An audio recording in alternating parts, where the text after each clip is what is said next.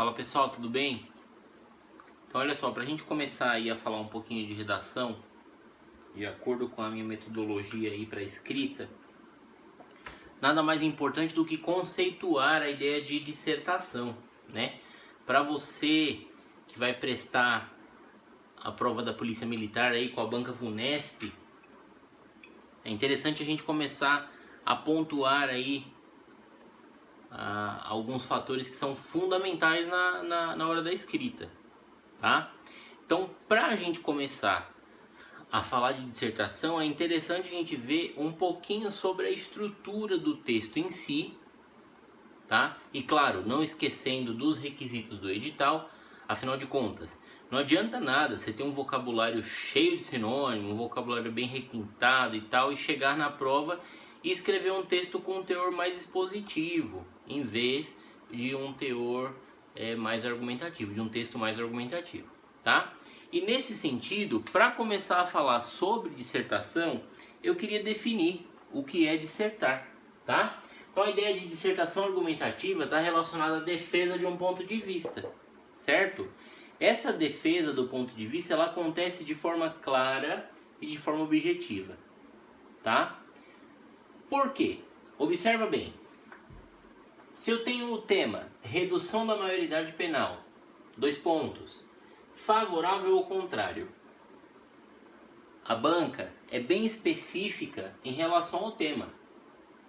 O que ela pede para que você fale ao longo das 30 linhas, para que você disserte, é a ideia de ser favorável ou contrário ao que? A que fator? A redução da maioridade penal, tá? E nesse sentido você precisa deixar evidente qual é a sua tese, qual é a sua tese central, qual é a sua teoria sobre a questão da redução da maioridade penal. Então a gente tem o quê? A defesa de um ponto de vista sobre a redução da maioridade penal, tá? E nessa aula introdutória eu queria até falar a respeito de uma coisa muito comum aí que alguns professores até aconselham os alunos a fazerem, é o seguinte: você tem um tema dessa natureza, né, em que o tema é claro, é bem específico, né, claro, específico, é direto. Ele pergunta: olha, você é favorável ou contrário? Ponto.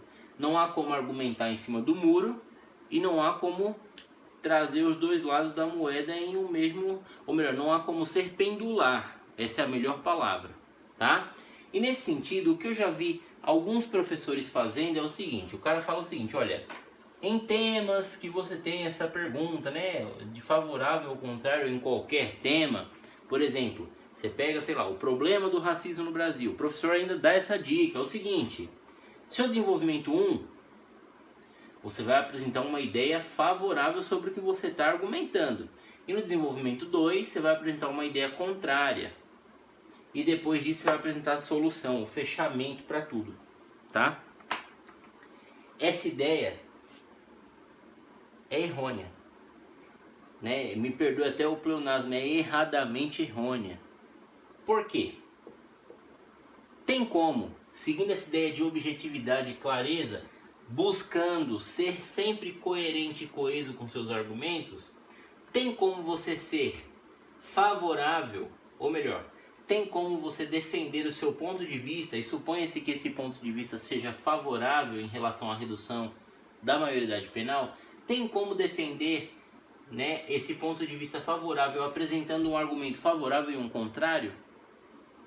Para ficar mais palpável, tem como defender a ideia do aborto no Brasil apresentando um argumento favorável e um argumento contrário? Fica complicado, tá? E portanto, fuja desse tipo de estrutura, fuja desse tipo de metodologia para escrita, tá? Referente à estrutura do texto dissertativo argumentativo, eu vou falar detalhadamente em outros vídeos, né, em que eu vou trazer um vídeo só sobre introdução, sobre desenvolvimento e tal. Mas para a gente dar um spoiler aí, para começar a falar um pouquinho já da estrutura, no texto dissertativo, né, essencialmente, em todo texto você vai ter a ideia da introdução, desenvolvimento e da conclusão. No texto dissertativo isso é dividido, né, em 4 partes fundamentais.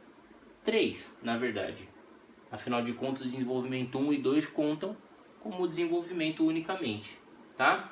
Então, o que você faz em cada parte do texto? Olha só, você tem a introdução, é onde você dá um spoiler, uma prévia sobre o assunto.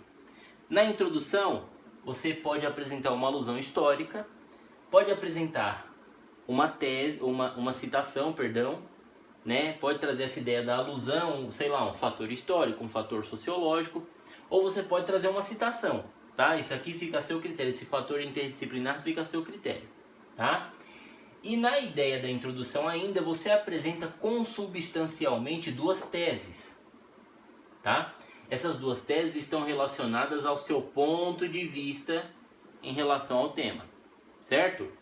No desenvolvimento 1, por sua vez, você vai detalhar a tese 1, tá? E aí você pode detalhar, explicar, tá? Pode seguir também a ideia de causa-consequência, fica a seu critério, tá? Mas no desenvolvimento 1 você vai falar da tese 1, no desenvolvimento 2 você vai detalhar um pouquinho mais a tese 2, tá? A proposta de intervenção, a conclusão do seu texto, é a arrematação das ideias para toda a discussão que foi articulada. Então aqui é o lugar de você apresentar uma proposta exequível, apresentando, claro, uma visão mais humanista, né, que respeite os direitos humanos, que tenha um olhar inovador acerca daquilo que pode ser apresentado, daquilo que pode ser resolucionado, certo? Daquilo que pode ser feito para resolucionar aquilo que você problematizou. Afinal de contas, o seu texto em si deve ser inovador, deve ser problematizador no sentido de inovador, tá? E nesse sentido, eu coloquei aqui essa exclamação, né, para que você se atente muito, para que fique bem atento em relação à ideia da coerência e da coesão, tá? A propósito, para introduzir aí a ideia de dissertação e para falar um pouquinho mais a respeito do que deve e o que não deve ser feito, eu vou publicar outros vídeos ainda essa semana, tá? E eu espero que você consiga, claro, se adaptar à minha metodologia. Eu diria que, aí de acordo com a química, a metodologia de escrita que eu criei aí, nesse tempo que eu atuo como professor para o pessoal do Enem e da Polícia Militar, é o catalisador para a sua aprovação, tá? Então, de qualquer forma, no caso da Polícia Militar, por exemplo, a redação conta com 40% da prova. Então, foque em redação, essencialmente 2, 3 redações por semana. E claro, se você conseguir uma por dia, mas de qualquer forma, foque em redação para que você consiga tirar uma boa nota, tá? Eu espero vocês nos próximos vídeos e deixa o like, se inscreva e é isso aí. Tchau, tchau!